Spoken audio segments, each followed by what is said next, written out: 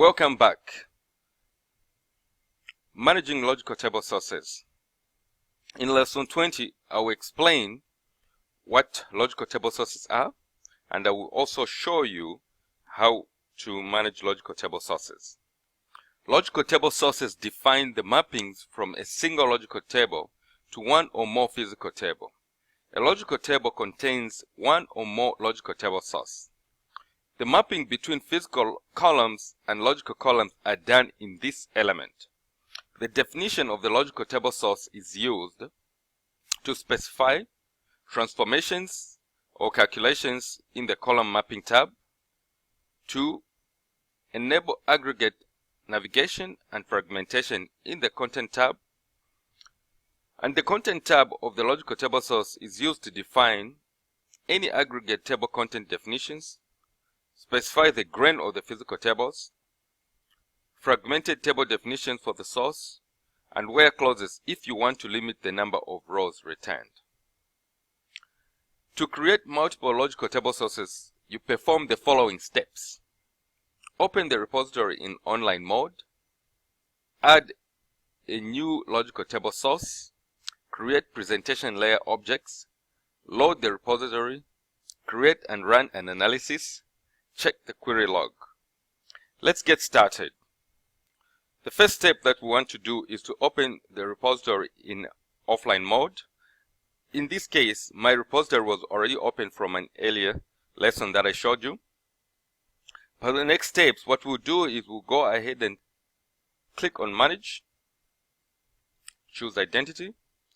Then on the left pane, you will choose BI Repository. And once you choose BI Repository, in this case it was already pre-selected for us, you should be able to see the administrative user. In this example, the administrative user is WebLogic. So what we want to do is we want to verify that the logging level was set at 2. If you recall from an earlier lab where we set the logging level, we specifically specified it to be 2, and then we saved that repository and overrode the existing repository in the default path.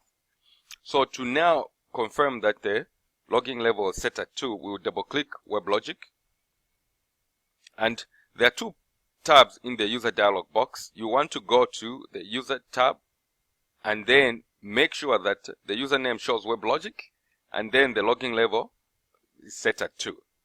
Once those two confirmations are made, you go ahead and close this window and also close out of this window. The next step is to add a new logical table source. In the business model and mapping layer, you want to expand Paint, which is already expanded here. Then we expand the market table, and then we expand sources. And notice that the D3 market dimension table has a logical table source named market dim.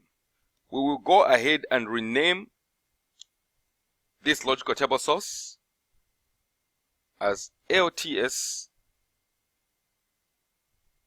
in uppercase looks better, LTS1 market. Double click the LTS1 market logical table source, which you just renamed. Click the column tab, which is already selected in this case, and notice that all logical columns map to the physical columns in the same physical table. These are the logical columns, and we have the same physical table, which is the market D3 market dimension table. So these are the corresponding physical columns in the D3 market dimension table. We verified the mappings of the logical columns and the physical columns. Then we'll go ahead and click OK. In the physical layer, we expand Paint if it's not already expanded on your RPD. We'll drag the D2 product dimension table onto the D3 logical table in the business model mapping layer, notice that it creates a D2 product dimension logical table source. This step also creates new logical columns that map to the D2 product physical table. The next step is to rename the newly created logical table source.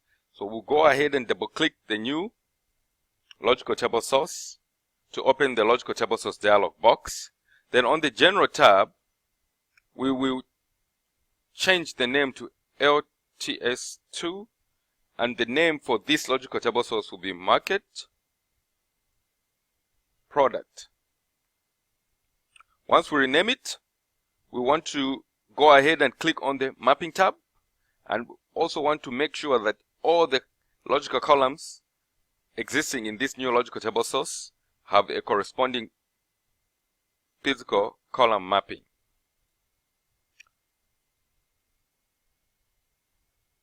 Click OK to close the logical table source.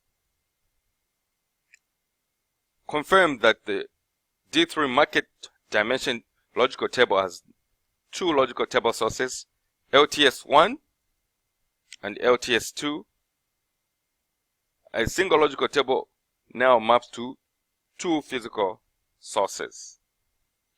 You will notice inconsistencies between how the columns are named for the first logical table source and the second one. So what we want to do is just to make it consistent so that it looks standard.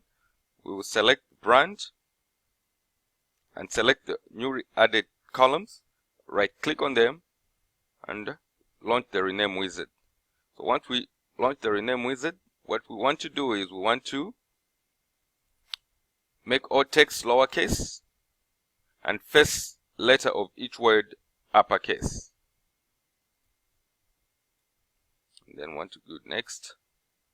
You'll notice this is what we want to see, a preview of what the result will look like, and we click finish. So right now there's consistency in the naming convention of all the columns. Next, we want to rename the logical table sources for the remaining dimension tables. We'll go ahead and expand this and we'll rename it.